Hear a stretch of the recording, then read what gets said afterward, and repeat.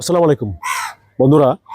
সবুজে বাঁচি, সবুজ বাঁচাই, সবুজ বিপ্লবে সবাইকে স্বাগত জানাই।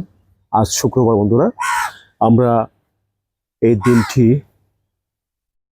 ধর্মীয় কাজ ছাড়াও সবসময় যে সবুজের প্রকৃতি পরিবেশ রক্ষায় আমরা সবসময় কাজ করে যাচ্ছি।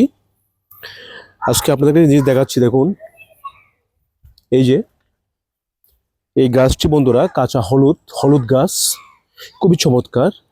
এই হলুদ গাছে অনেক উপকারিতা রয়েছে, আমরা অনেকে জানি অনেকে জানি না।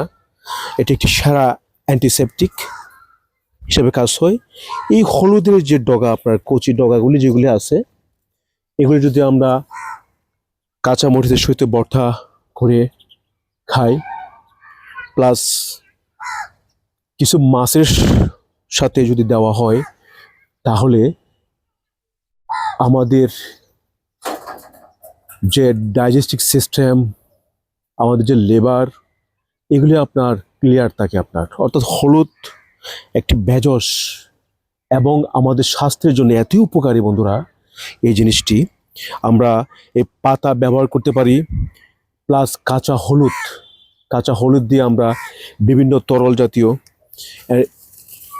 জৈব সার তৈরি করে আমরা গাছের মধ্যে ইউজ করি, এবং এটি বিভিন্ন অ্যান্টিসেপটিক হিসেবে কাজ করে। আসুন আমরা এইভাবে গাছ লাগিয়ে পরিবারের যে পুষ্টির চাহিদা এবং সুস্বাস্থ্য বজায় রাখি, এবং সবুজ বিপ্লব দেশ থেকে দেশান্তরে ছড়িয়ে দিই। ধন্যবাদ সবাইকে সবুজের সাথে থাকার জন্য। আসসালামু আলাইকুম।